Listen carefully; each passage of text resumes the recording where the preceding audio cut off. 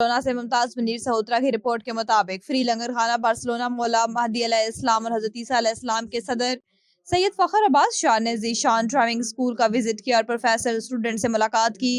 Students को बेहतर मुस्तकबिल के हवाले और प्रोफेसर्स की पेशा वराना खिदमात को सराहते हुए कहा, हुनर सीखना सिर्फ नया इल्म हासिल करना नहीं बल्कि अपने मुस्तकबिल को बेहतर बनाना है। जो लोग नई सलाहियतें सीखते हैं वो ज्यादा पुरएतमाद और खुद मुख्तार होते हैं। उन्होंने मजीद कहा, अगर हम यूरोप में तरक्की करना चाहते हैं तो हमें मुकामी जुबान पर अबूर और हुनर सीखने को तरजीह देनी चाहिए। इस मौके पर स्टूडेंट्स और प्रोफेसर चौधरी इसहाक गुज्जर और चौधरी ज़ीशान ने हमारे नुमाइंदे से गुफ्तगू करते हुए कहा, मैं अपने मोअज़्ज़ज़ दोस्त फखर साहब और मुनीर सहोत्रा साहब का शुक्रिया अदा करना वा कि इन्होंने आन के साडे स्कूल का विजिट किया और लोगों के अपने दोस्तों के स्टूडेंटों के कमेंट्स ले ने। जिस तरह के तुसीं वेखोगे वीडियो में कि जिस तरह के उन्होंने कमेंट्स दिते ने, तो इन्हों के आवन का बहुत बहुत शुक्रिया। अगर कोई भी दोस्त नैशनैलिटी का करना चाहता है, टैक्सी का पढ़ना चाहता है, नॉर्मल लाइसेंस इंग्लिश स्पैनिश पढ़ना चाहता है तो ज़ीशान फार्मेसी में आओ। अपना टाइम किसी भी जगह तो वेस्ट ना करो। जिस तरह के तुसीं साडा रिजल्ट वेख रहे हो, फेसबुक ते भी वेख रहे हो, टिकटॉक ते भी वेख रहे हो, तो तुसीं खुद ही जज कर जाओगे कि असीं गल सही कर रहे हैं या गलत कर रहे हैं।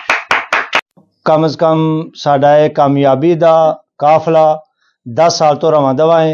असी प्रोफैसर भी ने और मेरे चाचू भी ने, प्रोफैसर मोहम्मद इसहाक गुज्जर साहब, इन्हां दे ज़ेरे सरपरस्ती अलहमदुलिल्लाह असी यह इंस्टीट्यूट अदारा चला रहे हैं और अलहमदुलिल्लाह कदम ब कदम कामयाबी की तरफ हाँ।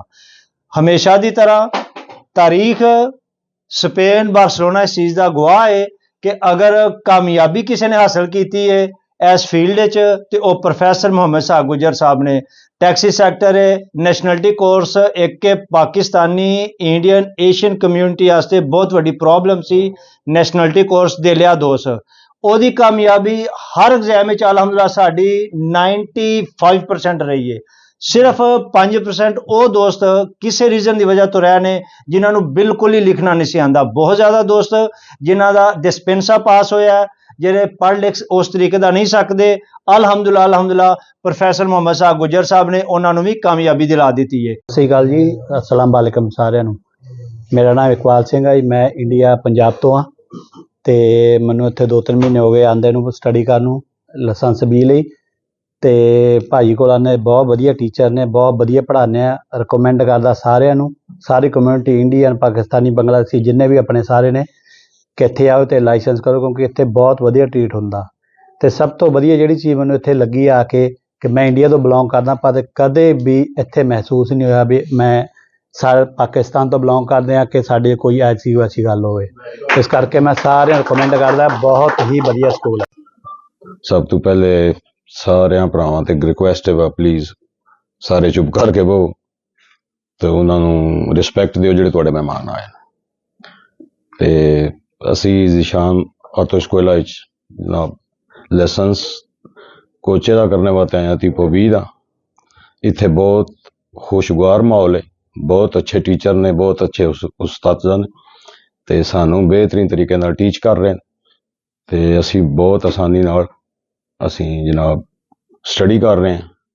तो इसके अलावा सारिਆਂ ਨੂੰ रिकमेंड करने अगर किसी बंदे ने किसी नवे भाई ने लाइसेंस करना होवे उहदे च एज की कोई लिमिट नहीं, कोई छोटा होवे कोई वड्डा होवे, सारिਆਂ ਨੂੰ बहुत आसान तरीके नाल समझाया जाता है। टाइम तुसां अपना आप देना है तो सारिਆਂ की पढ़ाई विच कोई फर्क नहीं। असी जनाब ज़ीशान ऑटो स्कूल ते लाइसेंस करन आमने तो माशाअल्लाह एक बहुत नाइस परसनैलिटी, एक बहुत अच्छे परसन हैं। कदे भी सानू ये फील नहीं होया भी असी इत्थे एज अ सारन साडे वड्डियां भरावां सानू ट्रीट करदे हैं।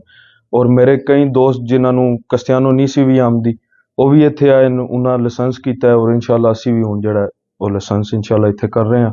तो बहुत शुक्रिया साडे सर दा जिहड़े सानू इतने अगे लैके जा रहे हैं, सानू लाइसेंस करवा रहे हैं।